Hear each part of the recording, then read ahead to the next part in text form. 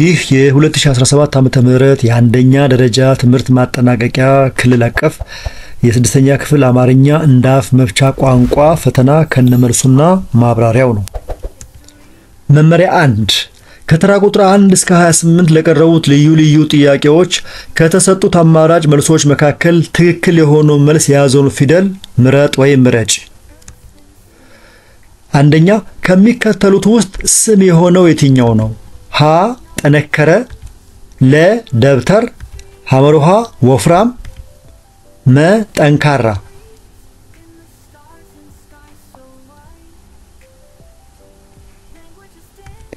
መልሱ ደብተር ነው።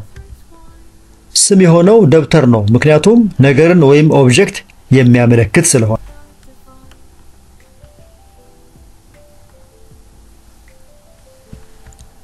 ሁለተኛ ማፍራት ከሚለው ቃል ጋር በትርጉም የሚመሳሰለው የትኛው ነው? ሀ ድንጉጥ መሆን፣ ለ ኃይለኛ መሆን፣ ሐመሩሃ ፍሬ መያዝ፣ መ ፈሪ መሆን።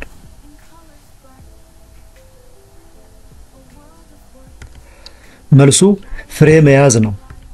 ማፍራት ማለት ፍሬ መያዝ ወይም ምርት መስጠት ነው።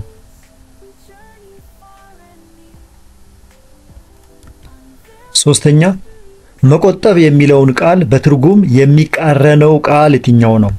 ሀ ማባከን፣ ለ ማሳነስ፣ ሐመሩሃ መመጠን፣ መ መቀነስ።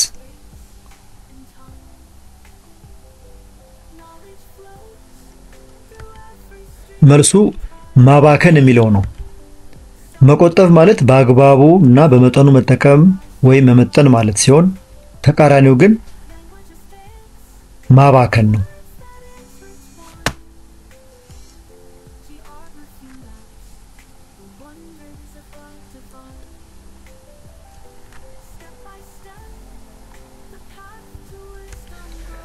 አራተኛ ሐኪሙ መድኃኒቶቹን በጠበጠ። ከስሩ የተሰመረበት ቃል አውዳዊ ትርጉም የትኛው ነው? ሀ ረበሸ፣ ለ አጋጨ፣ ሐመሩሃ አጣላ፣ መ አዋሃደ።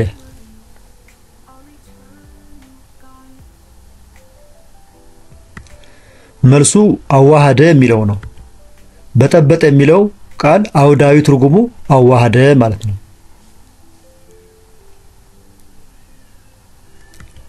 አምስተኛ ሰውየው ሆደ ሰፊ ነው ወይም ሰውየው ሆደ ሰፊ ሆነ። ከስሩ የተሰመረበትን ቃል በትርጉም የሚቃረነው ቃል የትኛው ነው? ሀ ቦርጫም፣ ለ ወፍራም፣ ሐመሩሃ ታጋሽ፣ መ ችኩል።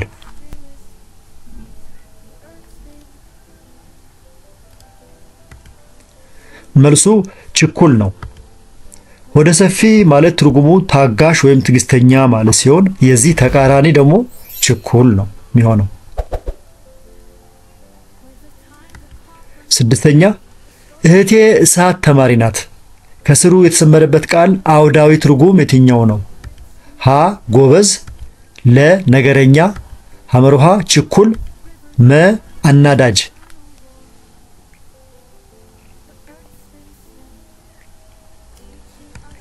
መልሱ ጎበዝ የሚለው ሲሆን እሳት ተማሪ በዚህ አረፍተ ነገር መሰረት አውዳዊ ትርጉሙ ጎበዝ ወይም ብልህ ለማለት ነው።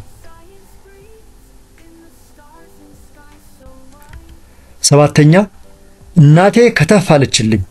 ከስሩ የተሰመረበት ሐረግ አውዳዊ ፍች የትኛው ነው? ሀ ትታኝ ሄደች፣ ለ ከተፍ አለችኝ፣ ሐመሩሃ ቶሎ መጣችልኝ፣ መ ዘግይታ መጣች።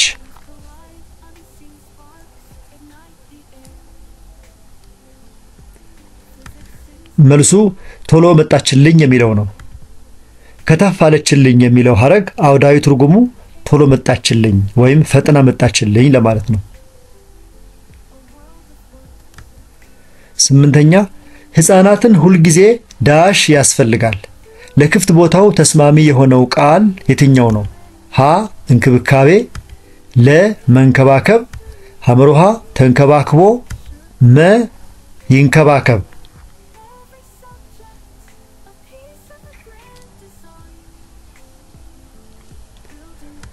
መልሱ መንከባከብ የሚለው ሲሆን ለክፍት ቦታው ተስማሚው ቃል መንከባከብ ነው። ምክንያቱም ህፃናትን እንክብካቤ ያስፈልጋቸዋልና ትክክለኛው ከተሰጡት ተማሪዎች መካከል ህፃናትን ሁሉ ጊዜ መንከባከብ ያስፈልጋል የሚለው ትክክለኛው አማራጭ ለነው ማለት ነው።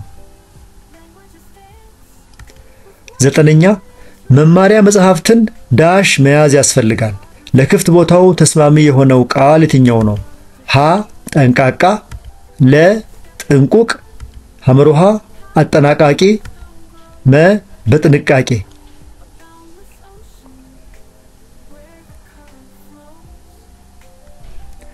መልሱ በጥንቃቄ የሚለው ነው። ለክፍት ቦታው ተስማሚው ቃል በጥንቃቄ ነው። ምክንያቱም መጽሐፍትን በጥንቃቄ መያዝ ያስፈልጋል የሚለውን እንዲያሟላ ስለሚያስፈልግ። አስረኛ የወባ መድኃኒቱ ጓደኛችንን ዳሽ ፈውሶታል። ለክፍት ቦታው ተስማሚ የሆነው ቃል የትኛው ነው? ሀ ከህመሙ፣ ለ ከድካሙ፣ ሐመሩሃ ከፍርሃቱ፣ መ ከሐሳቡ።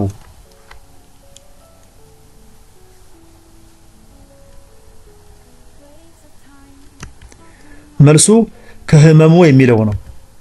የወባ መድኃኒት ጓደኛችንን ከህመሙ ፈውሶታል። ምክንያቱም መድኃኒት የሚፈውሰው ህመምን ስለሆነ።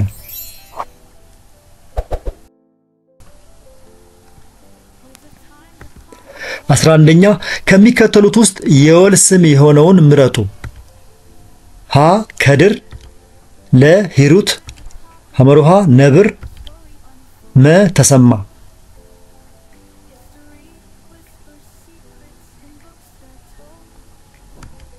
መልሱ ነብር የሚለው ሲሆን የወል ስም የሆነው ነብር ነው። ምክንያቱም አንድ የተወሰነን ነገር ወይም እንስሳን ስለሚያመለክት ነው።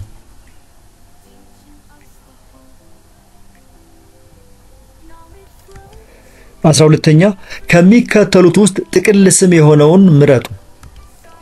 ሀ ሰው፣ ለ እንስሳ፣ ሐመሩሃ በግ፣ መ ፍየል።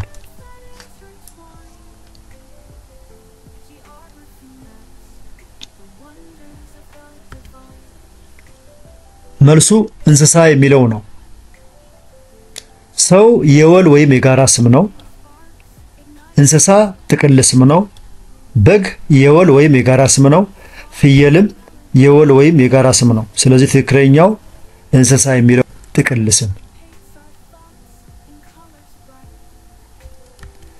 13ኛ ኢ ኃላፊ ግስ የያዘውን አረፍተ ነገር ምረጥ ወይም ምረጭ።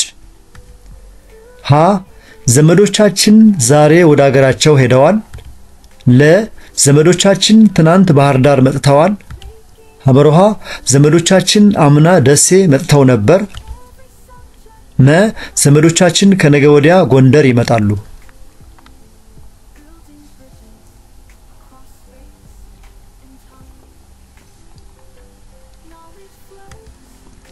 መልሱ ዘመዶቻችን ከነገ ወዲያ ጎንደር ይመጣሉ የሚለው ነው።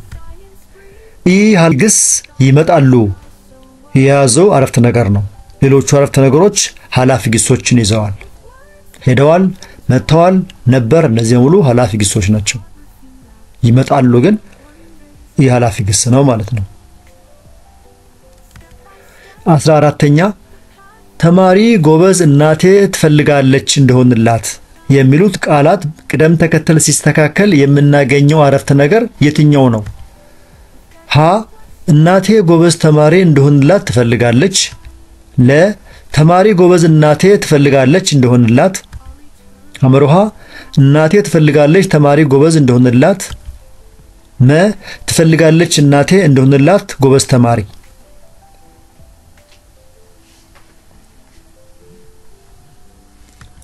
መልሱ እናቴ ጎበዝ ተማሪ እንደሆንላት ትፈልጋለች የሚለው ነው።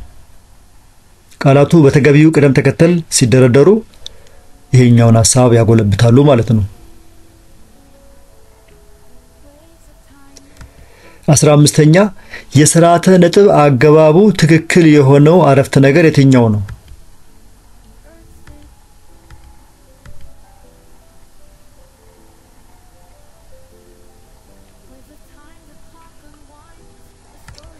መልሱ የት ነበርሽ ነጠላ ሰረዝ ፋጡማ ነጠላ ሰረዝ ሞገስ ነጠላ ሰረዝ ከድር እና በላይ ተማሪዎች ናቸው 4 ነጥብ የሚለው ትክክለኛው የስርዓተ ነጥብ አቀማመጥ ነው።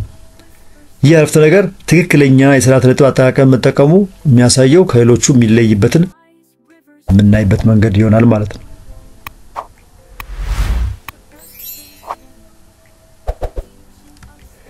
16ኛ የስርዓተ ነጥብ አገባቡ ትክክል የሆነው አረፍተ ነገር የትኛው ነው?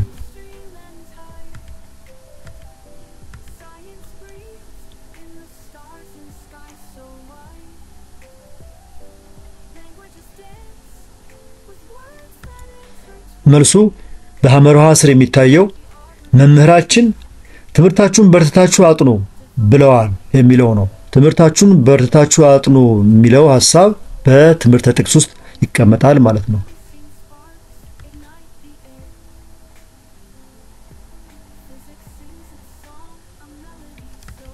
17ኛ ጥምር ቃል የሆነው የትኛው ነው? ሀ ብዙ መጽሐፍ፣ ለ ቤተ መጻሕፍት፣ ሐመር ውሃ 10 መጽሐፍ፣ መ አዲስ መጽሐፍ።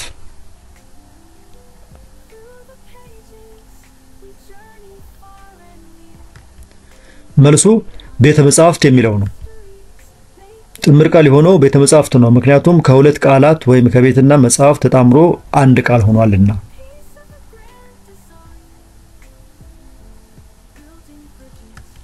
18ኛ ማረስ ነው እንጂ እጅ እስኪቆስል መስረቅ ምንድነው? ዳሽ ይህንን ጅምር ስነ ቃል የሚያሟላው ሐረግ የትኛው ነው? ሀ ጠላት ይመስል፣ ለ ወዳጅ ይመስል፣ ሐመር ውሃ ጎበዝ ይመስል፣ መ ውሻ ይመስል።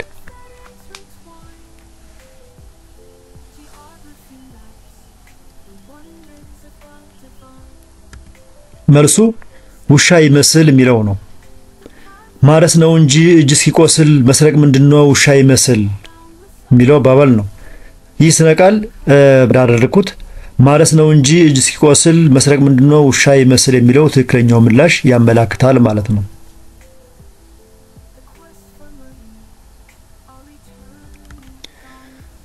19ኛ በጥቋቁር በሬ ጠምደው ካላረሱ አበዳሪ ቢገኝ ዳሽ ይህንን ጅምር ስነ ቃል የሚያሟላው ሐረግ የትኛው ነው? ሀ ይቸግራል መልሱ፣ ለ ይደሰታል ዋሱ፣ ሐመር ውሃ ይጨምራል ሱሱ፣ መ ይጠበቃል ኪሱ።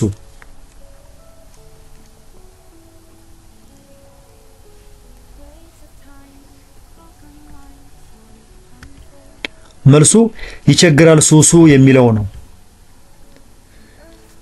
በዚህ ስነ ቃል ውስጥ በጥቋቁር በሬ ጠምደው ካላረሱ አበዳሪ ቢገኝ ይቸግራል መልሱ የሚለው ያሟላዋል ማለት ነው። ምክንያቱም ጠንክረው ካልሰሩ ተበድሮ መመለስ ያስቸግራል የሚለውን ለማመልከት ያክል ነው።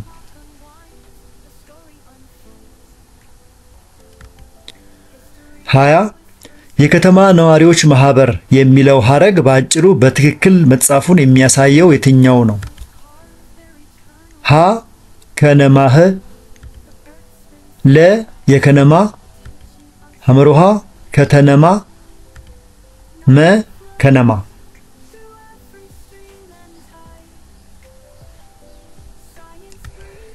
ትክክለኛው መልስ ከነማ የሚለው ነው።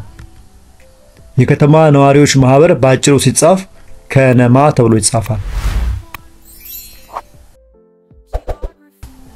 21ኛ ቀጥሎ ከሀ እስከ መ የቀረቡት አረፍተ ነገሮች ቅደም ተከተል ሲስተካከል አንድ በአግባቡ የተደራጀ አንቀጽ እናገኛለን። ትክክለኛውን ቅደም ተከተል የያዘውን አማራጭ ምረጡ። አረፍተ ነገሮቹ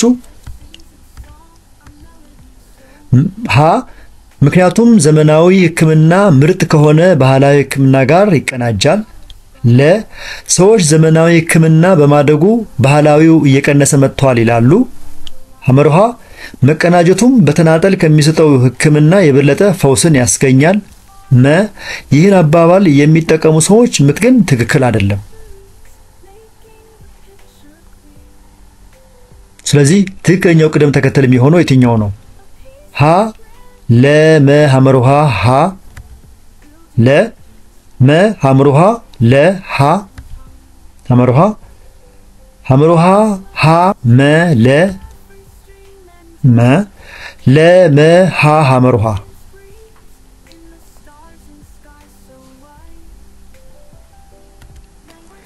መልሱ ለመ ሐመሮሃ ሃ ነው። ማለትም የሚቀድመው ሰዎች ዘመናዊ ሕክምና ባህላዊው እየቀነሰ መጥቷል ይላሉ። ቀጥሎ ይህን አባባል የሚጠቀሙ ሰዎች ምክንያት ግን ትክክል አይደለም። ከዛ መቀናጀቱም በተናጠል ከሚሰጠው ሕክምና የበለጠ ፈውስን ያስገኛል። በመጨረሻም ምክንያቱም ዘመናዊ ሕክምና ምርጥ ከሆነ ባህላዊ ሕክምና ጋር ይቀናጃል የሚል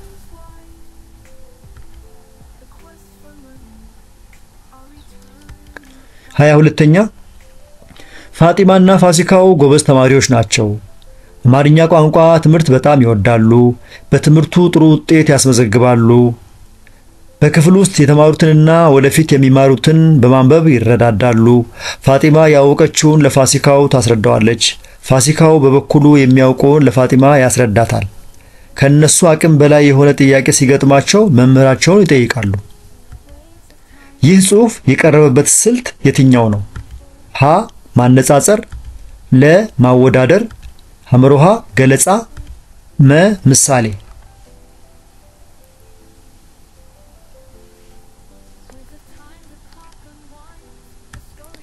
መልሱ ገለጻ ነው። ጽሑፉ ስለ ፋጢማና ፋሲካው ጉብዝና፣ ስለ አማርኛ ቋንቋ ትምህርት መውደድ፣ ጥሩ ውጤት ስለማስመዝገብ፣ በማንበብ ስለመረዳዳት፣ ከአቅማቸው በላይ የሆነ ጥያቄ ሲያጋጥማቸው መምህራቸውን ስለመጠየቅና ስለመሳሰሉት ጉዳዮች የሚገልጽ ስለሆነ ገለጻ ነው። በገለጻ መልክ የቀረበ ጽሑፍ ነው ማለት ነው። 23ኛ አሊ ችግረኞችን ለመርዳት ሀብታም መሆን ወይም መማር አያስፈልግም ሲል ለማ ትክክል፣ ችግራቸው የሐሳብ ወይም የጉልበት እጦት ሊሆን ይችላል አለ። በምልልሱ ውስጥ ስለ ችግረኞች እገዛ ያልተገለጸው ሐሳብ የትኛው ነው? ሀ ችግረኞችን ለመርዳት የግዴታ ገንዘብ ያስፈልጋል። ለ ችግረኞችን በጉልበት ሥራ በማገዝ መርዳት ይቻላል። ሐመሮሃ ጠቃሚ ሐሳብ በማቅረብ ችግረኞችን ማገዝ ይቻላል። መ ችግረኞችን ለማገዝ የተማረ ሰው መሆን አያስፈልግም።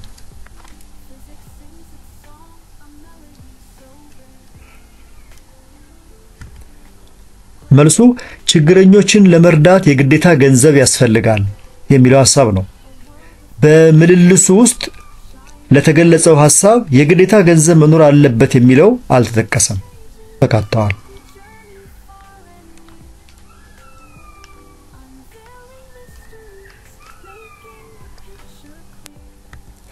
24ኛ ኢየሩስ የሚገባኝ ከጓደኞቼ ጋራ እየተወያየው ሳጠናና ማስታወሻ ስይዝ ነው ስትል፣ ረህመት ደግሞ እኔ ደግሞ ጥያቄ አውጥተን ስንጠያየቅና ብቻዬን ደግሜ ሳነብ ነው አለች። በምልልሱ የተገለጸው የረህመት ተመራጩ የጥናት ስልት ምንድን ነው? ሀ ከጓደኛ ጋራ መወያየት፣ ለ ማስታወሻ ማዘጋጀት፣ ሐመሮሃ ጥያቄ መጠያየቅ፣ መ አንድ ጊዜ ማንበብ።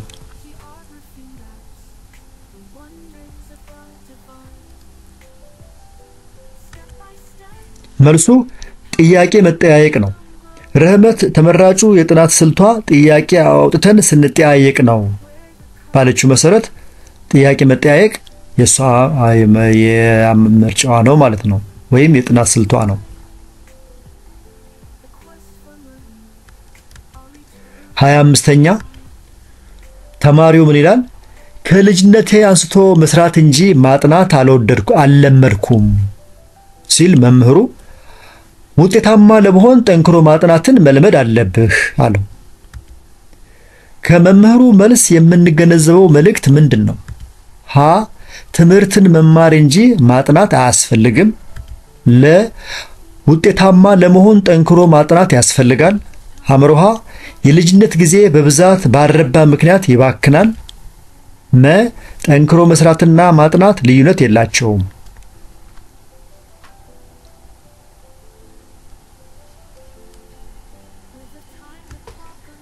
መልሱ ውጤታማ ለመሆን ጠንክሮ ማጥናት ያስፈልጋል የሚለው ነው። የመምህሩ መልስ የሚያጠነጥነው ውጤታማ ለመሆን ጠንክሮ ማጥናት አስፈላጊ መሆኑን ጉዳይ ላይ ነው።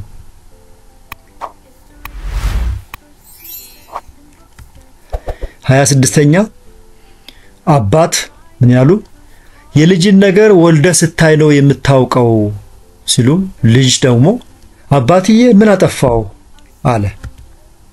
የአባትየውን አባባል የሚገልጸው የትኛው አማራጭ ነው? ሀ ከአባት የሚጠበቀው መውለድና ልጁን ሁልጊዜ ልጄ ወዳጄ ማለት ነው። ለ በየዓመቱ ልጆች መውለድ ከቻልክ አንተም አንድ ቀን ጥሩ አባት ትሆናለህ። አመሮሃ ከወለድክ ልጅ ስታሳድግ የሚያጋጥሙህን ጥሩና መጥፎ ነገሮች ትረዳለህ። መ ያልወለደ ሰው ልጆችን በደንብ አይንከባከብም፣ ጥቅማቸውንም አይገነዘብም።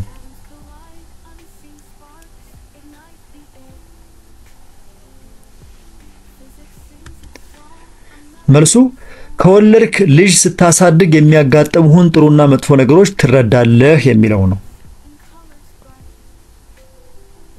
እና በአጠቃላይ የአባቱ አባባል ልጅ ማሳደግ ያለውን ተግዳሮትና ተሞክሮ መረዳትን ያመለክታል ማለት ነው።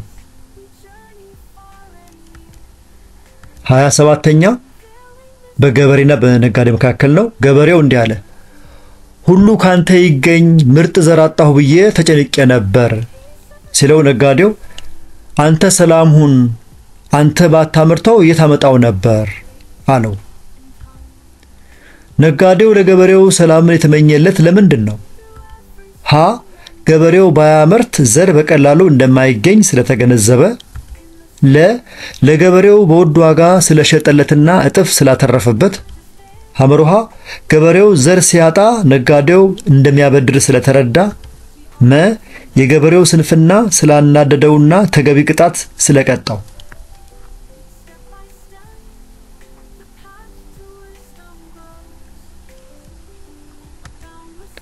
መልሱ ገበሬው ባያመርት ዘር በቀላሉ እንደማይገኝ ስለተገነዘበ ነው የሚለው ነው። ነጋዴው ለገበሬው ሰላም የተመኘለት ገበሬው ያመረተው ዘር ለነጋዴው ጠቃሚ ስለሆነ ነው። ይህንን ሐሳብ በተሻለ አማራጭ የምናገኘው በመጀመሪያው አማራጭ ውስጥ ነው ማለት ነው።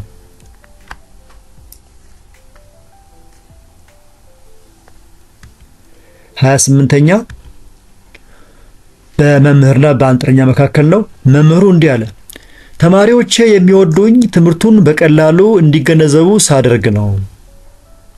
አንጥረኛው ደግሞ ከንጹህ ብር የተሰራ ጌጥ ካላቀረብኩ ደንበኞቼ ድጋሚ አይመለሱም። በዚህ ምልልስ መሰረት መምህሩና አንጥረኛው የሚመሳሰሉት በምንድን ነው? ሀ ትምህርቱን ማራኪ አድርገው በማቅረባቸው። ለ ተማሪዎች እንዲወዷቸው ጥረት በማድረጋቸው። ሐመሩሃ ተማሪዎችን የሚስቡት በብር ጌጣጌጥ በመሆኑ። መ ደንበኞቻቸው የሚፈልጉትን ነገር በማወቃቸው።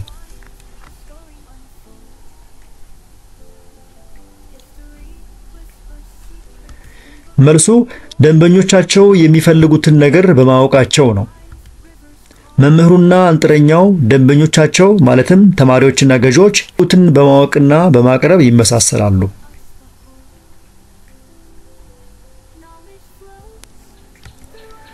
መመሪያ 2 ቀጥሎ ስነ ቃል በሚል ርዕስ የቀረበውን ምንባብ መሰረት በማድረግ ከተራ ቁጥር 29 እስከ 40 ለቀረቡ ጥያቄዎች ከተሰጡት አማራጭ መልሶች መካከል ትክክለኛውን መልስ ምረጡ። ስነ ቃል የባህል እሴቶችን ለመግለጽ እንዳይጣሱ ለመጠበቅና ለመንከባከብ ይውላል። ከነበረው ባህል ለማፈንገጥ የሞከረ በስነ ቃል ይረገማል። ባህላዊ እሴቶችን ያከበረ ይሞገሳል። ውለህ ግባ ተብሎ ይመረቃል። በመሆኑም እርግማንና ምርቃት የባህል መጠበቂያ ልጓሞች ናቸው። ስነ ቃል እንደ ባህል የአንድ አገር መለያ ሆኖ ያገለግላል። ከአንድ ቋንቋ ወደ ሌላ ቋንቋም በቀጥታ አይተረጎምም። ቢተረጎምም እንኳን የነበረውን ለዛና ፍች አይሰጥም። በዚህ የተነሳ የኢትዮጵያ፣ የቻይና፣ የእንግሊዝና የናይጄሪያ አባባሎች የተባለ ይነገራል። የስነ ቃል ተግባር ለንግግር ውበትና ለዛ መስጠት ብቻ አይደለም፣ የማንነት መገለጫም ነው። ያጠፋ መምከሪያና ቀጥተኛ ባልሆነ መልኩ ማስተማሪያም ነው። የተጣላን ለማስታረቅ የሚመረጡት ሰዎችም በቁም ነገረኝነታቸው በአነጋገር ለዛቸው የታወቁና አንቱ የተባሉ አዛውንቶች ናቸው። ይህን ለማድረግ በብዛት በእድሜ መብሰልና የዳበረ የህይወት ተሞክሮ ያስፈልጋል። ምክንያቱም ነገር በምሳሌ እንዲሉ ንግግራቸውን በተረት በምሳሌና በሌሎች ታዋቂ ሰዎች አባባሎች እያዋዙ ሲናገሩ፣ ሲመክሩና ሲገስጹ ሐሳባቸው ይደመጣል፣ ይፈራሉ፣ ይከበራሉ። ቃሎች እጥር ምጥን ያሉ ናቸው። ዙሪያ ጥምጥም አይሄዱ፣ ምስጢራዊ ናቸው፣ ግን ዝርዝር ማብራሪያ አይፈልጉም። ሲነገሩ ምን ለማለት እንደተፈለገ ይታወቃል። ድር ቢያብር አንበሳ ያስር ቢባል መልእክቱ ድርን በመግመድ የአንበሳ ማሰሪያ ማድረግ ይቻላል ማለት ሳይሆን መርህ ይጠቅማል የሚል እንደሆነ ይታወቃል። ይህ ጽሑፍ የተወሰደው ከአንዳርጌ መስፍን መጽሐፍ ላይ ነው። ለፈተና እንዲመች ተደርጎ የተቀናበረ ነው። በምንባቡ መሰረት የተጣላን ለማስታረቅ የሚመረጡት ሰዎች በእድሜ መብሰል ያለባቸው ለምንድን ነው? ሀ አንድን የኃላፊነት ተግባር ለማከናወን በእድሜ መግፋት ስለሚያስፈልግ፣ ለ ቁም ነገርን በምሳሌ ያዋዙ ስለሚያሳምኑና በበጎ ምግባራቸው ስለሚከበሩ፣ ሐመሮሃ ማንኛውም በእድሜ የገፋ ሰው የተጣሉ ሰዎችን ማስታረቅ ስለሚችል፣ መ ሁሉም እድሜው ያልገፋ ሰው የተጣሉ ሰዎችን ማስታረቅ ስለማይችል።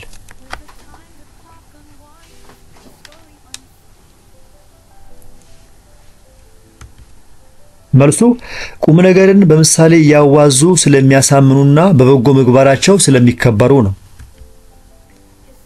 በምንባቡ መሰረት የተጣላን ለማስታረቅ የሚመረጡት በእድሜ የገፉ ሰዎች ቁም ነገርን በምሳሌ ለማሳመንና በምግባራቸው ለመከበር ነው ማለት ነው።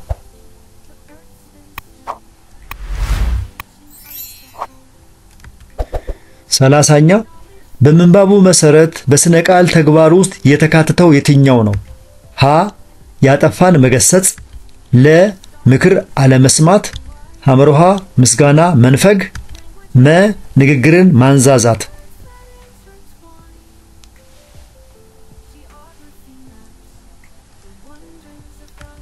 መልሱ ያጠፋን መገሰጽ ነው። በምንባቡ መሰረት የስነ ቃል ተግባር ያጠፋን መገሰጽ፣ ባህላዊ እሴቶችን ማክበርና ማስተማር ያካትታል። 31ኛ ስነ ቃል እጥር ምጥን ያለ እንደሆነ የሚገልጸው አንቀጽ የትኛው ነው? ሀ አንቀጽ 1፣ ለ አንቀጽ 2፣ ሐመሮሃ አንቀጽ 3፣ መ አንቀጽ 4።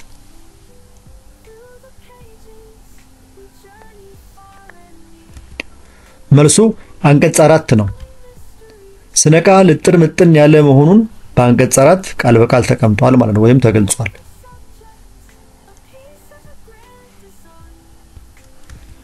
32ኛ የማንነት መገለጫም ነው። አንቀጽ 3 መስመር 1 እስከ 2 ባለው ላይ የተቀመጠ ነው የሚለውን አረፍተ ነገር ሐሳብ የሚተካው የትኛው አማራጭ ነው? ሀ የአንድ ቋንቋ ስነ ቃል በሌላ ቋንቋ በቀላሉ ይተረጎማል። ለ ስነ ቃል የአንድ ቤተሰብ የግል ንብረት ሊሆን ይችላል። ሐመሮሃ ስነ ቃል እንደ ባህል የአንድ ሀገር መለያ ይሆናል። መ ሰዎች ስነ ቃልን ሐሳብን ለመደበቅ ይጠቀሙበታል።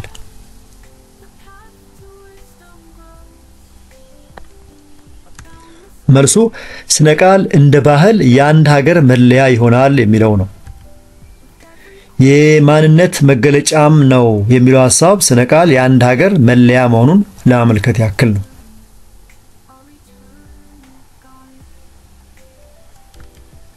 33ኛ ጸሐፊው ድር ቢያብር አንበሳ ያስር በአንቀጽ 4 ከመስመር 2 እስከ 3 ሲል ምን ማለቱ ነው?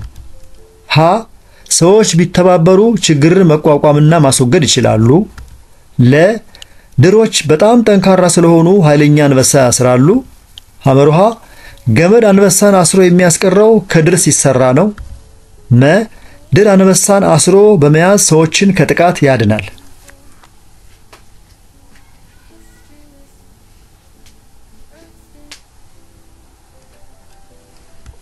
መልሱ ሰዎች ቢተባበሩ ችግርን መቋቋምና ማስወገድ ይችላሉ የሚለው ነው። ድር ቢያብር አንበሳ ያስር የሚለው ስነ ቃል መረዳዳትና ትብብር ችግሮችን ለመፍታት ጠቃሚ መሆኑን የሚያመለክት አባባል ነው ማለት ነው። 34ኛ ማፈንገጥ በአንቀጽ 1 መስመር 2 ላይ የሚወክለው አውዳዊ ፍች የትኛው ነው? ሀ ማዳበር፣ ለ ማረጋገጥ፣ ሐመሩሃ ማክበር፣ መ ማውጣት።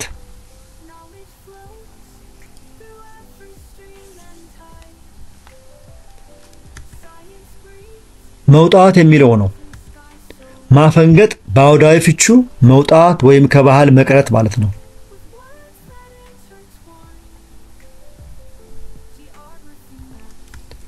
35ኛ የህይወት ተሞክሮ የሚለው በአንቀጽ 3 መስመር 5 ላይ የሚገኘው ሐረግ አውዳዊ ፍቺው የትኛው ነው? ሀ የሀብት ብዛት፣ ለ የዳበረ ልምድ፣ ሐመሩሃ በምቾት መኖር፣ መ ልማዳዊ ድርጊት።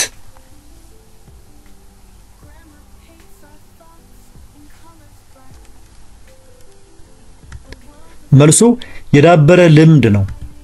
የህይወት ተሞክሮ ማለት በአውዳዊ ፍቺው የዳበረ ልምድ ማለት ነው።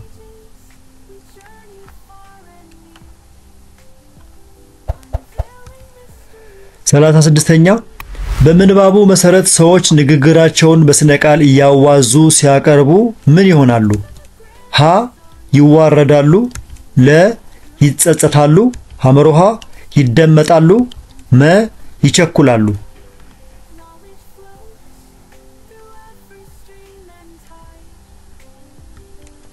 መልሱ ይደመጣሉ የሚለው ነው። በምንባቡ መሰረት ሰዎች ንግግራቸውን በስነ ቃል ሲያዋዙ ሐሳባቸው ይደመጣል።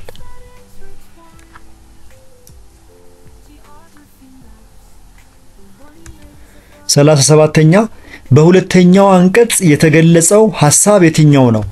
ሀ የአንድ ሀገር ስነ ቃል በቀጥታ ተወስዶ ሌላ ሀገር አያገለግልም፣ ለ የአንድ ሀገር ስነ ቃል የሌላውን ሀገር ሐሳብ መግለጽ ይችላል፣ ሐመሩሃ ስነ ቃል እንደ ባህል ሁሉ ለአንድ ሀገር መለያ ሆኖ ያገለግላል፣ መ ባህል ያለ ስነ ቃል ያለ ባህል ተነጣጥለው ይኖራሉ።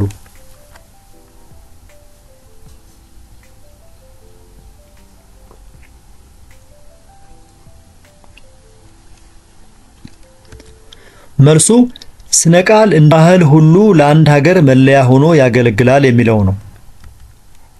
በሁለተኛው አንቀጽ ስነ ቃል እንደ ባህል የአንድ ሀገር መለያ መሆኑ ተገልጾ ተቀምጧል ማለት ነው።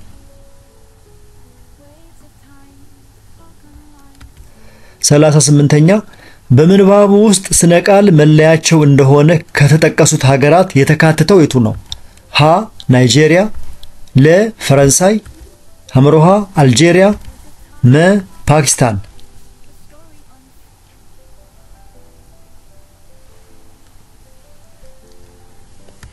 መልሱ ናይጄሪያ ነው። በምንባቡ ውስጥ ናይጄሪያ ከስነ ቃል መለያቸው እንዳላቸው ከተጠቀሱት ሀገራት መካከል ተካታለች።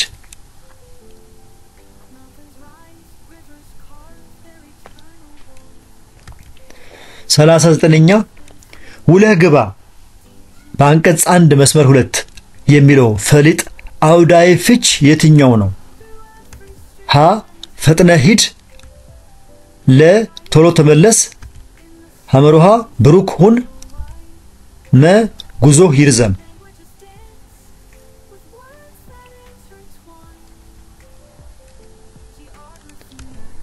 መልሱ ብሩክ ሁን የሚለው ነው።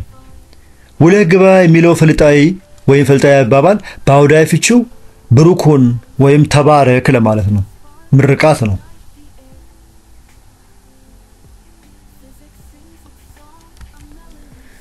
ጥያቄ ቁጥር 40 በምንባቡ መሰረት የስነ ቃል ባህሪ የሆነው የትኛው ነው?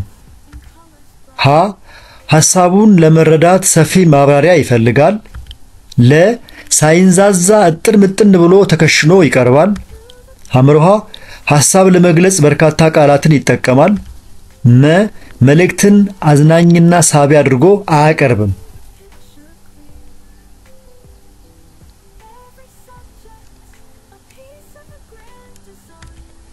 መልሱ ሳይንዛዛ እጥር ምጥን ብሎ ተከሽኖ ይቀርባል የሚለው ነው። በምንባቡ አንቀጽ 4 መሰረት ስነ ቃሎች እጥር ምጥን ብሎ ተከሽነው ይቀርባል፣ ዙሪያ ጥምጥም አይሄዱም የሚለውን አባባል ይደግፍልናል ማለት ነው።